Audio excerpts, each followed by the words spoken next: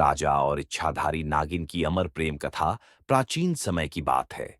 एक विशाल और समृद्ध राज्य में वीरेंद्र नामक एक पराक्रमी राजा शासन करता था। उसकी वीरता, न्यायप्रियता और दयालु स्वभाव के कारण प्रजा उसे अत्यंत प्रेम करती थी। राजा वीरेंद्र को शिकार का बहुत शौक था। एक दिन वह अपने सैनिकों के साथ जंगल में शिकार करने गया। जंगल बहुत घना था और वहां अजीब सा सन्नाटा पसरा हुआ था। अचानक राजा की नजर एक चमकती हुई चीज पर पड़ी। जब उसने पास जाकर देखा तो एक सुंदर युवती वहां खड़ी थी। उसकी आंखें हिरनी के समान थीं और उसके काले बाल सांप की तरह लहराते थे।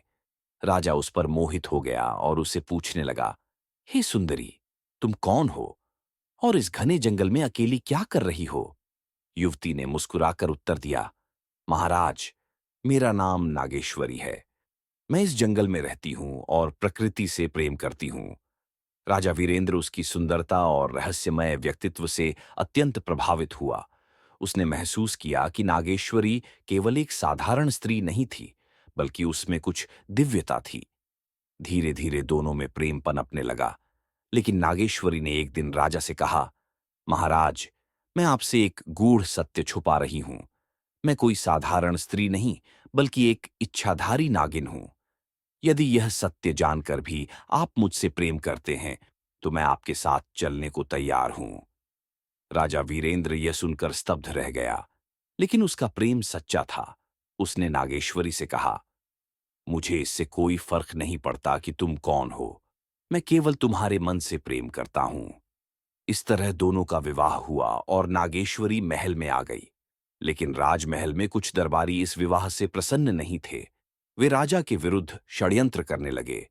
एक दिन एक दुष्ट तांत्रिक, जो राजा का शत्रु था, नागेश्वरी की सच्चाई का फायदा उठाकर उसे मारने की योजना बनाने लगा। उसने विषैला तंत्र करके उसे अपनी शक्ति खोने के लिए मजबूर कर दिया। जब नागेश्वरी कमजोर हो गई, तब षड्यंत्रकारियों ने राजा के सामने झूठा प्रमाण प्रस्तुत किया कि नागेश्वरी राज्य के लिए खतरा है। राजा इस षड्यंत्र को समझ नहीं पाया और नागेश्वरी पर संदेह करने लगा।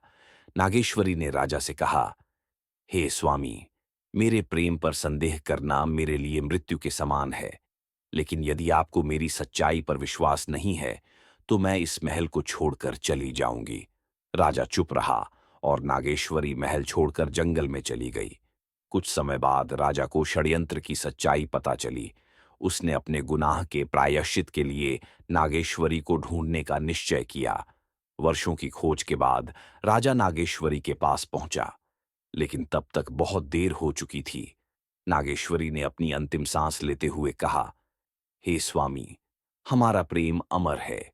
यह जीवन भले ही हमें अलग कर दे, लेकिन अगले जन्म में हम पुनः मिलेंगे। राजा ने उसके शरीर को अपने हृदय से लगा लिया और दुख में डूब गया।